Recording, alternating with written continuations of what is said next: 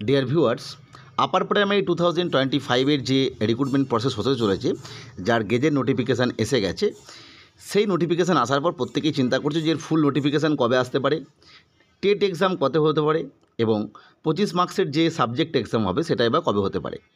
এই নিয়ে আজকে আমরা ডিটেলসে আলোচনা করব। তাই প্রত্যেককে প্রথমেই আমাদের এডুকেশন চ্যানেল শতবিশা এডুকেশনে ওয়েলকাম জানাচ্ছি এবং রিকোয়েস্ট করে রাখছি এই ধরনের আপডেট পেতে চ্যানেলটিকে অবশ্যই সাবস্ক্রাইব করে রেখো। আমরা পূর্বেই বহুবার আলোচনা করেছি আপার প্রাইমারির এই যে নিয়োগ প্রক্রিয়া, সেই নিয়ে যে হাইকোর্টে কেস হয়েছিল, সেখানে লাস্ট যে হিয়ারিং দিয়েছে আর কি, মানে জাজমেন্ট এসছে, সেখানে বলা হয়েছে যে 31শে মার্চের মধ্যে একটা পরীক্ষা নিতে হবে। তখন কিন্তু টেট বা সাবজেক্ট এরকম ব্যাপারটা ছিল না, ফলে আমরা ধরে নিতেই পারি টেট এক্সাম নেওয়ার কথাই কিন্তু বলা হয়েছে এবং এই জাজমেন্ট উঠে এসেছে। পূর্বে এই জাজমেন্ট আসার আগে এসএসসি কোর্টই জানিয়েছিল তার আগের জাজমেন্টে যে আমরা আপার প্রাইমারি রিক্রুটমেন্টে আসতে পারছি না, তার কারণ হচ্ছে ওবিসি কেস। এবং এই যে আপার প্রাইমারির রিক্রুটমেন্টে চলছে, যার কাউন্সেলিং ইতিমধ্যে চলছে, 7th ফেজ কাউন্সেলিং, সেই কাউন্সেলিং না শেষ হলে করতে পারছি না। এই মুহূর্তে যদি আমরা ভাবি যে ওবিসি কেস প্রায় মেটার দিকে, অর্থাৎ সার্ভে শেষ হয়ে গেছে, সেই সার্ভে রিপোর্ট জমা পড়বে এবং তারপরে নতুন যে নোটিফিকেশান সেটা আসবে। ফলে আমরা বুঝতে পারছি যে এই যে আপার প্রাইমারি নোটিফিকেশান, যার পরীক্ষা হচ্ছে 31/3/25-এর মধ্যে, কিন্তু ফুল নোটিফিকেশান আসতে মোটামুটিভাবে আগস্টের আগে বা তার আগে কিন্তু ফুল নোটিফিকেশান আসা সম্ভব নয়। কারণ যেহেতু ওবিসি কেসের একটা ব্যাপার আছে, এসএলএসটির ক্ষেত্রে যেহেতু ওটা ডিসেম্বরের মধ্যে শেষ করতে হবে পুরো নিয়োগ প্রক্রিয়াটা, সেহেতু সেক্ষেত্রে নোটিফিকেশানটা আনা হয়েছে, কিন্তু অন্যগুলো পরীক্ষার ক্ষেত্রে আনা হয়নি, আমরা জানি। ফলে এটা আমরা বুঝতেই পারছি ওবিসি কেস না মিটলে এই ফুল নোটিফিকেশান আসবে না, অর্থাৎ আগস্ট বা তার পরবর্তী সময় থেকে ফুল নোটিফিকেশান আসবে, তার আগে কোনোভাবেই সম্ভব নয়। এটা একদম 100%।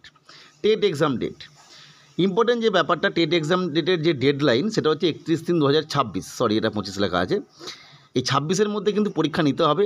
ফলে যদি আমরা দেখি যে ডিসেম্বরের ওই সময়টা মূলত এসএলএসটির যে কাউন্সেলিং সেটা হবে, অর্থাৎ আমরা জানি 24শে নভেম্বর রেজাল্ট বেরোবে, তারপরে কাউন্সেলিং প্রক্রিয়া হবে।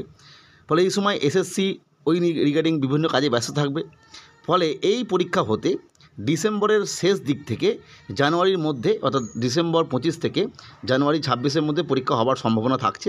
কারণ তারপরে ফেব্রুয়ারির ফার্স্ট উইক বাদ দিয়ে তারপরে কিন্তু মাধ্যমিক, উচ্চ মাধ্যমিক এবং তার সাথে সাথে আমরা জানি যে পরের বছর 26-এ বিধানসভা ইলেকশন রয়েছে, সেই রিগার্ডিং যে কাজ সেগুলো চলে আসবে।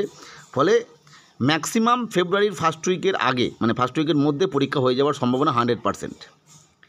এবং এদিকে নভেম্বরের পরে পরীক্ষা হবে, অর্থাৎ নভেম্বরের আগে কিন্তু কোনোভাবেই সম্ভব নয়। 24শে নভেম্বর রেজাল্ট বেরোবে, তার আগে সম্ভব নয়, তারপরেই কাউন্সেলিং। বা ডিসেম্বরের লাস্টের দিকে যদিও চান্স থাকে, মেন একদম পিক টাইম হচ্ছে জানুয়ারি 25, এই সময়টা পরীক্ষা হওয়ার সম্ভাবনা প্রবল। নম্বর ইম্পর্টেন্ট যে ব্যাপারটা, 3 নম্বর যেটা আমরা আলোচনা করব, 25 মার্কসের যে পরীক্ষা সাবজেক্ট এক্সাম সেটা কবে হবে। আমরা বুঝতেই পারছি এই সাবজেক্ট এক্সাম হতে গেলে অনেকগুলো প্রসেসের ব্যাপার আছে। 1 নম্বর টেটের রেজাল্ট বেরোতে হবে। 2 নম্বরে যে রেজাল্ট বেরোনোর পর নতুন করে এক্সাম, মানে ফর্ম এন্ট্রি হবে, যেখানে কে কোন সাবজেক্ট চুজ করবে। যারা আগে টেট পাস করেছিল তারা যদি পরীক্ষা না দিয়ে থাকে, তারা এই এক্সামে বসতে পারে নতুন করে। ফলে এই সমস্ত ফর্ম এন্ট্রি হয়ে যাওয়ার পরীক্ষা হবে। 3 নম্বর যেটা ফ্যাক্টর এবছরের ক্ষেত্রে, সেটা হচ্ছে 26-এ বিধানসভা বা স্টেট লেজিসলেটিভ অ্যাসেম্বলি নির্বাচন রয়েছে। এবং এই অ্যাসেম্বলি নির্বাচন যেটা আমরা দেখেছি গত বিভিন্ন বছরে বা লোকসভা নির্বাচনে, মোটামুটিভাবে মে মাসের শেষের দিকে বা মাঝামাঝি সময় রেজাল্ট পাবলিশ হয় বিধানসভা নির্বাচনের।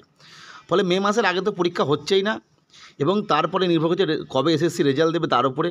তারপরে যদি রেজাল্ট মে মাসের পরে জুন মাসে দিয়ে দেয়, কথা বলছি, সেক্ষেত্রে আরও 10-15 দিন 20 দিন লাগবে এক্সাম ফর্ম ফিল আপের জন্য।